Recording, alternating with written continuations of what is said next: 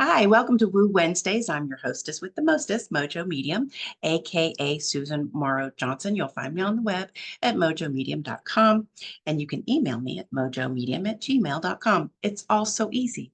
Just Mojo, that's it. I am a coach, speaker, and author in the transformation and woo-woo space, kind of self-help, personal development, all that stuff, with a decidedly woo bent. And so I work with mostly women entrepreneurs, not all, to support them in aligning with their soul's goals. And what that means is that instead of doors slamming in your face, you'll find them flying open. Because when you are in alignment with your soul's goals, then you find fulfillment and fun, and maybe even the funds that you got into business for. So that's what I do. All right, welcome again to Woo Wednesdays. And today's topic is The Struggle is Real or No More Struggle. And this came to me in the shower this morning. I was thinking about uh, a speech or I guess a talk. I hate to call it a speech, but I am a speaker, so I guess it's a speech. A talk that I give that's called The Top 3 Mistakes that Intelligent Women Make that keep them struggling with disappointment, uncertainty, and lack.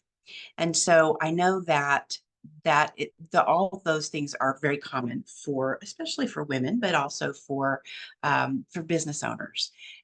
You know, I work with mostly business owners, like I said, who are failing to find the fun, fulfillment, and funds that they got into business for. And so, talking about the dissatisfaction and the lack and the uncertainty, those are all things that we all need help with, right? Um, where I am right now is I am certain, I have certainty that I'm doing the right thing. And I'm very satisfied and very happy with what I'm doing. And as for the lack, there are still some things lacking, but I have a lot more in the right place that feels right than at probably any time in my life. So this is why I do what I do. Let's talk about struggle. So let's look at it from a more philosophical and energetic place. Um, you could also say we could also talk about suffering, but I think I'm going to stick with struggle.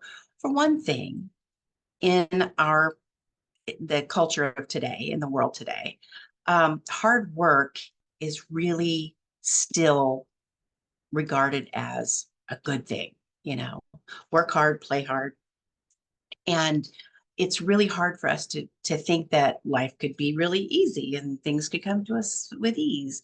Um, it because it's so deeply ingrained in all of us that we have to work hard to make a living and to get by, and then a job well done is its own reward and so forth. And so just getting over the idea that we have to struggle or that we have to work hard is the first step. So in order to do that, I want you to think about your divine value. Now, your divine value is something that you're born with. Hi, Allison. Welcome. Your divine value is something you're born with. You are born worthy of love, joy, and abundance, born worthy of being, doing, having what you want, love, and enjoy. That's one of my favorite phrases, being, doing, having what you want, love, and enjoy. Allison knows about this. She probably says, I am worthy of being, doing, having what I want, love, and enjoy every night, like I do. And you can do the same. If you're seeing this in the replay, you can just back it up and say, wait, that was kind of fast. So, so getting used to that idea is really paramount when you're working on why am I struggling? Okay. Understanding that you don't have to struggle. Now, a lot of people will say, I know I'm worthy. I already know I'm worthy. But the evidence shows that you don't feel worthy, because anything that you're struggling with, anything you're lacking, anything that you're dissatisfied with, that is evidence that you're out of alignment with your soul's goals, and that if you do some things differently, that those things will become easier. So it's not that you're not worthy. I'm not telling you you're not.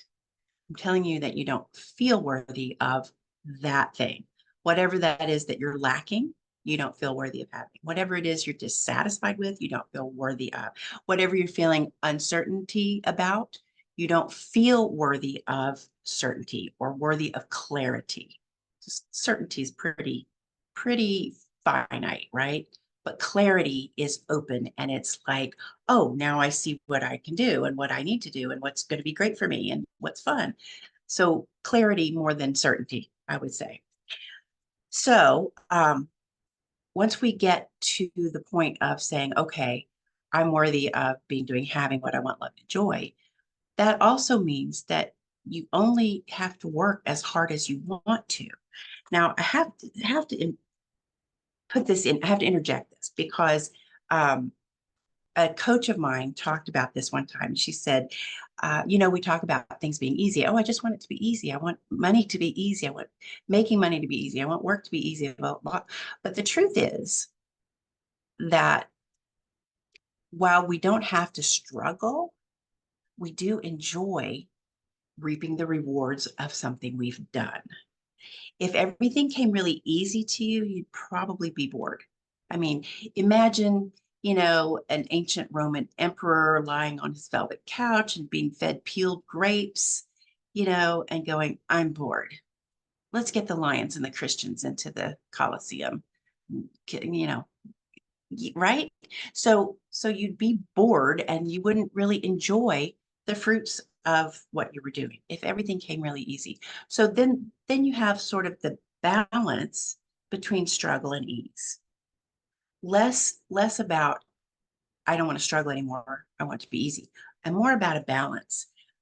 So let's call struggle in that case just work, doing something, action and ease. Okay. So let's get in there in between in the sweet spot and think about, okay, I don't like struggling. Struggling is not fun. And I don't feel like I'm swimming against the current. And I don't like that feeling. So how do you get to where you're making some effort and it comes easier and you're not struggling and you're not feeling dissatisfied? And that comes back to that feeling of being worthy of whatever it is that you're struggling to get, struggling to do. I have a client who is currently unemployed, and now her husband is unemployed, and they're getting by. They're not going to be homeless. They're not starving, but it's very upsetting, especially when you have worked for everything you've gotten and you have struggled, and now here she is, with no job. And excuse me, she wants very much to be self-employed and always has. And so, I pointed out to her that when she lost her job, just like it happened to me in the 90s, when she lost her job, that was her destiny talking really loud, like, get out and go do your thing that you know you're supposed to be doing. Because she's been wanting to be unemployed. Wanting to be self-employed. She wants to do this specific thing that she loves doing. And it's time. I got kicked out of my job in the 90s, and that caused me to start my first business. And I've never looked back. 25 years self-employed this summer. So it's about paying attention to those signs, those messages, that information that's coming to you through what's going on around you. So the more you struggle, the more the message is, hey, this is not the path for you right now. And so it's important to think about, okay, so I've just been spinning my wheels trying to, put a roof over my head or my family's heads. Now, what is it that I would really like to do? And we all have that dream job, right? Some people dream just of retirement, but again, you're going to be busy. And I've got to tell you about something that my late father used to say, that when he found out in the 70s, and I doubt that this is true anymore because that was 50 years ago, but he found actuarial tables, which are what life insurance companies and other insurance companies use to determine how much to charge you for your life insurance. So if you go hang gliding, ride a motorcycle without a helmet every day, and like to go scuba diving and, I don't know, mountain climbing, you're going to pay a lot for your life insurance because your risk of death is much higher than somebody who sits on their ass all day, right? Okay, heart disease and diabetes notwithstanding. So Daddy found out that the actual actuarial table showed that 50% of retirees, and this was, back during a very standard sort of retire at 65, go home, put your feet up, so forth. Within a year after retirement, half of retirees were dead. It was all men. Everything was done on men back in those days. So men who retired were at great risk of death for one reason or another. And my dad put this together to say they did not have problems to solve any longer. And we are by nature problem solvers. And this is very true. This is, in brain science, we know that our brains will get to work on whatever we put to them. So if you go, well, this is the problem, then your brain's going to go, okay, well, how do we solve this problem? And that's something that's handy for you to know. If you say, um, you know, how can I struggle less? Well, your brain's going to start working on it.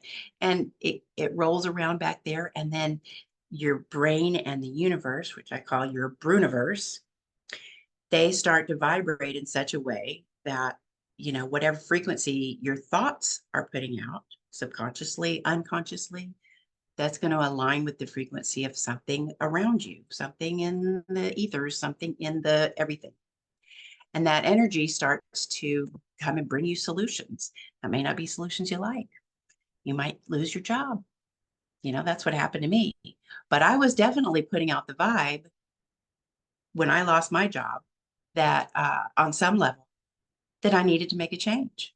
It was time to move on. And as soon as I lost my job, I looked back and was like, oh yeah, I should have left there about 18 months ago. I have been just stagnating, not not growing, not enjoying things as much because my job, part of my job was managing projects, lots of huge projects. And I loved doing that. But for the last 18 months, I had not been managing projects. I'd just been maintaining everything. And that to me is really anathema. I don't like just maintaining in any area of my life. I really love projects, a beginning and a middle and an end. Blame it on my ADHD. Um, but the idea that I was not paying attention to my thoughts and feelings, to my spirit guides' nudges, to the idea of that I'd been playing with for some time, which was, are these the talents and skills that I should be using in service to others? I mean, is this, even though I loved my job and I loved what I was doing and I was good at it, I was feeling the tug of fate. But did I make the change? No, I did not. So, bing, out you go. So that's the kind of thing that is the evidence, that is the message, that is the indication that you're supposed to be doing something different for you because it's what's for you. So when we talk about struggle, then you can ask your Bruniverse, how can I struggle less? How can I do meaningful work that is satisfyingly challenging? You know, because like we talked about, we don't want it to be that easy. We want to have problems to solve. We don't want to die a year after retirement, right? So how can it be satisfyingly challenging? I think that's the sweet spot between ease and struggle.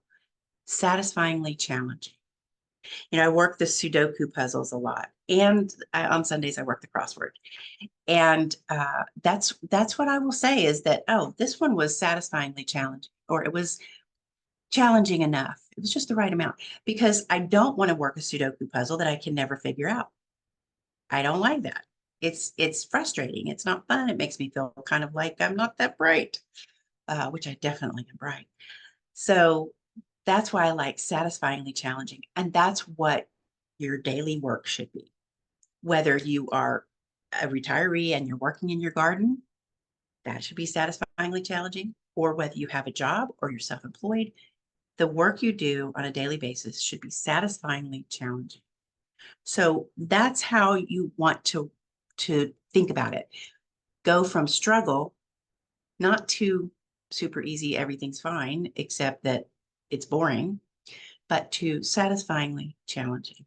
Okay, so that's my little talk on struggle and how the struggle is real and you don't have to struggle. And you have to work on this from your energetic level with your Bruniverse, your thoughts, your recognition of your divine value and feeling worthy of satisfyingly challenging work. Okay. And satisfying results as well. All right. So I'm going to leave you with that. Now, are there any questions or comments? You can drop them in the chat or you can speak up.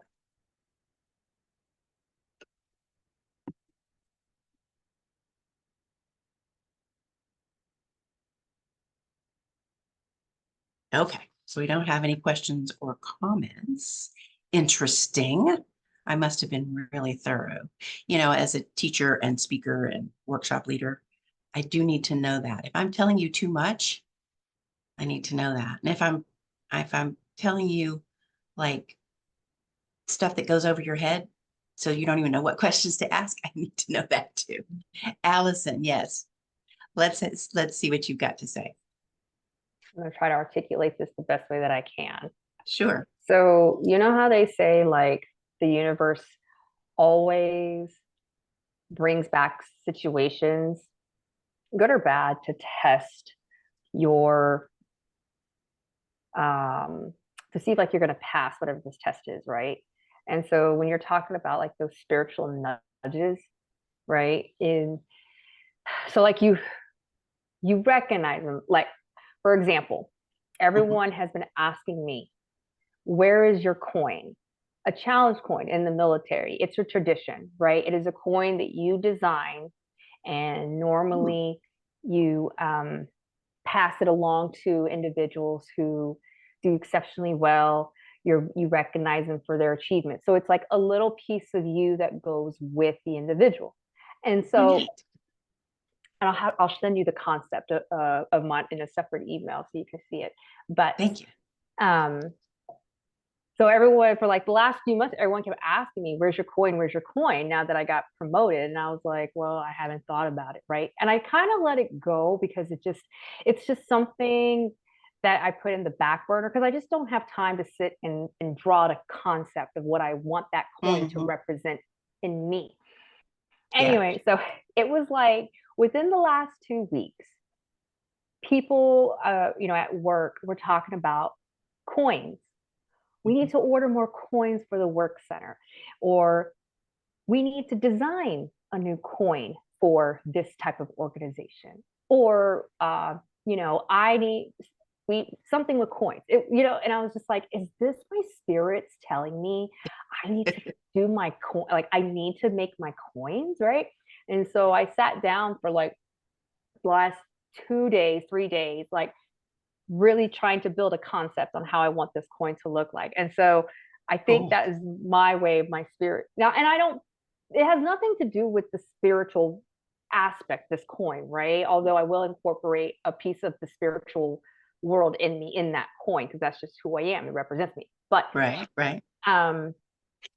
Sorry, I feel like I'm just like rambling now. But No, but it's kind of like you need to have, like, I feel like my spirits are telling me you need to create this coin because it's now time for you to start passing on that tradition. It's time for you to start, when you do go out to your business trips and everything, like this is how you recognize people, for their dedication and their achievements. service. And Yeah. So I'm beautiful. like, okay, I'll sit down and I'll actually do it. Even my husband was like, you have till 1 September to design a coin. And I'm like, challenge accepted. So pressure's on. What is it? Satisfyingly challenging. Satisfyingly challenging, So, not overly challenging.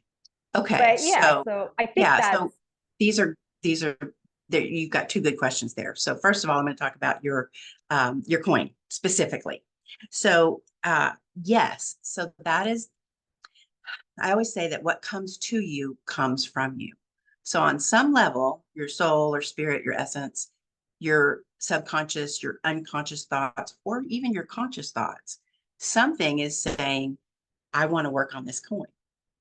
You got promoted and it's been kind of hanging over your head. So there's this thing, I want to work on this coin. So then you start noticing your brain finds the evidence and the answers and so you start noticing people talking about it. And so again, I have a lot of things I say a lot. Pay attention to what gets your attention. Pay attention to what gets your attention. So you've noticed the coin coming up, that's synchronicity.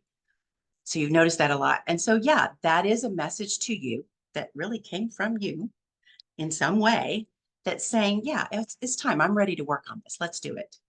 And even your husband said, hey, get this coin done. You've got a deadline. And which is obviously his way of helping you. And so, yeah, listen to that, pay attention to it. And, one of the things that I always do is I will sit down with something like that and just take a moment.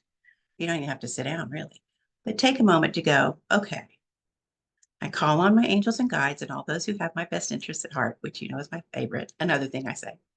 And then be quiet and listen. Ask the question, is this what I need to do? Is this what I want to do? Is it time? And wait and listen and feel. And now for me, working as a psychic medium usually, but also when I'm coaching with people, I get what I call the chill of confirmation. I feel like a little tingle down my side, my left side. And that tells me that's just my sign of, yes, that is right. That is correct. You got it right. Whatever I'm telling my client that I'm giving a reading to, for example, I'll get a chill when I know that I've really gotten the psychic hit right. So pay attention to that. How does it feel in your body? I just, if you're sitting with an idea of, like we're talking about, like, is it time to do my coin? Am I ready? Should I be focusing on this? And then, breathe into it, feel it. Does it feel like, do you feel warmth or tingling, or do you feel anxiety? I will feel this little kind of an unpleasant kind of like a mild shock here when I feel anxious or if I'm scared of something. And so you might feel it in your stomach. You might feel it anywhere. If you feel a good feeling, pay attention to that and see how it feels. So that is a way to kind of confirm what you've been consciously thinking might be the thing. Okay. Now then, I want to answer the other thing that you said, which was about the universe bringing you back lessons to see if you've learned the lessons and if you can pass. Okay, this is a big thing. So I'm really glad you brought it up. There is no passing or failing. And that's why I usually get away from the word lessons, because it sounds like you can pass or fail, and you can't. You cannot fail at your life. After when we have Life Between Lives, which I know Allison, I recommended this book to you. It's called Journey of Souls by Michael Newton. And he talks about the lives between lives. So what we do in the spirit realm in between human lives. And of course, that assumes a belief in reincarnation. But I have to say, in all my years of talking to dead people, which has been about 20 years, and besides all my life, and all the study I've done and all the things I've read, it really does make sense that we come back around and that we come back around and come back around. And so when you're in the spirit realm between lives, you are coming up with one of the things you're doing is coming up with what you want to do in your next life. And part of that is sort of your life review when you first pass away. I usually call it orientation, but it's kind of a debriefing. It's kind of get in there and go, okay, well, I had planned to do X, Y, and Z, and I accomplished X and Y, but Z, I didn't quite get that done. So I want to build that into my next life so I can accomplish Z. And most of our goals, one of the biggest goals we always carry with us is to overcome fear. And I think knowing that, just that one simple fact of overcoming fear, because that's what I read about in that book. That was not something I had learned on my own. But it makes so much sense to overcome fear and to live life full out, right? Like we talk about, going for the gusto and live life to the fullest and that sort of thing. And it really is, it's fear that keeps you from doing all the things you really want to do. So that makes a lot of sense. Okay. So, like I said, I stay away from the word lessons. I don't want you to think that you can fail, and you can't pass either. It's just a matter of doing what you came here to do. And if you don't get it all done, you can do it again. And it's that makes it a lot easier. It's more satisfyingly challenging. But I do like to say messages. I also, like getting the message. So in that way of, like Oprah used to say, life will keep bringing you the same lessons until you learn the lesson, and then you won't have that struggle anymore. You won't have that particular thing anymore. And it makes just as much sense, if not more, to say messages. So you keep getting the messages in different ways until you get the message. Allison, you and I talked about health and spirit, and how your body is spirit's last resort to get a message to you. And that's the same thing. It's like, okay, so today, or right now, the last couple of weeks, you've been getting all these messages about your coin, your coin, your coin. And so you don't have to get sick to figure out that you're going to do your coin, because you got the message. So that is more of what we do, that's getting the message rather than the lesson. Okay. And I think that you're right on track, but I would take that moment to sit with it. You may have already done it. Meditate a little bit. Is this what I want to do right now? And if not, then what is it? And see those, test those physical feelings, any images that come to your mind, that sort of thing. Okay. So glad you asked that. So perfect. And I can't wait to see your point. I think that's really cool. Yeah. And do send me the email about it. I would love to know that. Any other thoughts and questions on that, or anything different?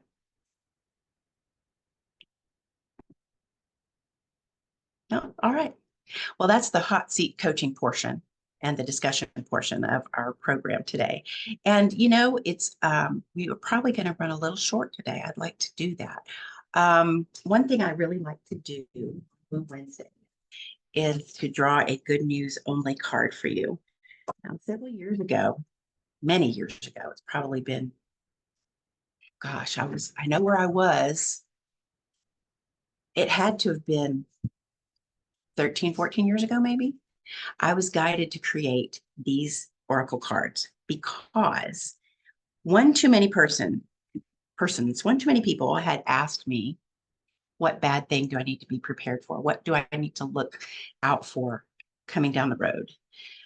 And I was just like, wow, I mean, I know this consciously, logically, that if you look for good, you'll find good. And if you look for bad, you'll find bad, right? I mean, it is just the simplest cause and effect kind of thing. And so one too many people had asked me that. And I said, that's too many. And so then I was guided to create these cards, and they are my good news only fortune telling cards. And yes, you can get them for yourself. So every card has a word or phrase that can only be interpreted as good news. So it's not like the tarot, which every card has a good side, a bad side, it's information. It's not like most angel cards, which may even have, like something like, be careful of this, or watch your thoughts, those kinds of things. So every single card is just something to look forward to. Now, this does two things for you. It helps you to look, to strengthen your look for the good muscle, to get in the habit of it. Our brains automatically are on the lookout for danger all the time, because every living organism has one actual biological goal, which is to survive long enough to reproduce and pass on its DNA. That's it. That's why our survival instinct is so strong. And so your brain is on the lookout for danger all the time. So it's very, very natural for us to have negative thoughts, for us to be on the lookout for, consciously going, oh, don't run the red light, right? I mean, you want to stay alive. And that becomes part of our conscious feelings and thoughts as well. So this helps you strengthen your look for the good muscle, helps you practice looking for the good. The other thing this does for you is it may just tell you something real that's really going to happen in the next few days to a week. And if you're seeing this on the replay, it's for you now because that's how readings work. This is for you in the next few days to a week, no matter when you might see it, past, present, or future. Okay. Now then, what I do, if you have your own deck of cards, you can certainly pull a card and take it at face value. But what I like to do for you is when I pull a card, I give you some psychic indication of what that might be. Okay, today we have travel. Well, Allison, you travel all the time. Saron, maybe you are going to be traveling too. Let's see what this is. Okay, okay. Looks like a car trip over some distance. In the next few days to a week, it may be, no, you might get to fly. You might get to fly. It's not clear. It's one or the other. But it's a good distance. It's several hundred miles. So get ready. Get ready to drive or get ready to pack. Yeah. And this feels like it might be a semi-unexpected trip, but not unwelcome. I hope that makes sense. Okay, so you can look forward to that. Now, the travel card may not always be the travel card. You know, it may not always be about a big trip like that. The travel card could just be something about planning a trip or a vacation, or it could be getting invited to go somewhere, you know. So keep your mind open and look for the possibilities of good stuff about travel in the next few days to a week. And then I love it when people will tell me what they found or what happened. A long time ago, my aforementioned late father, he used to do something that was really kind of cool. He'd say, I bet you that 2 o'clock Tuesday afternoon, something really good's going to happen for you. And he knew that he's basically giving me a post-hypnotic suggestion. Again, your brain's going to go looking for that. So Tuesday afternoon, 2 o'clock, pay attention to what happens. And then you're full of anticipation, which psychologists will tell you that good anticipation is actually better feeling than the thing. Like planning a vacation and looking forward to a vacation is actually more satisfying psychologically than taking the vacation. It may sound hard to believe, but I think it's true. So that's what the good news only fortune telling cards are about. Okay. And I welcome your questions about those as well. So I think we're going to go ahead and wrap it up today since we've got such a small group. And I think we've accomplished a lot. I have found that as a coach and as a teacher, I tend to be pretty intense. I don't mean personally, I just mean that I give you such depth of information and so much to chew on and think about that it's better if I give you smaller chunks. So that's what we're going to do today. We're going to wrap it up. And I want to thank you for being here. Thank you for watching the replay. And don't be a stranger. Oh, by the way, well, thank you, Saron. I'm so glad you're here. I'm glad it speaks a lot to you. She's put in the chat. Thank you so much. This is my first Woo Wednesday. Today's topic speaks to me, a confirmation for me. No accidents, babe. That's right. No accidents. So thank you so much. And real quick at the end here, I do want to encourage you to get a Destiny Diagnostic call with me. That is a 20-minute call where we dive into your soul's goals and what you're here for and get you started on either your next steps or your big path right now. So you can do that at mojomedium.com. And I will see you soon. Thanks again. See you next Wednesday for Woo Wednesdays. Bye.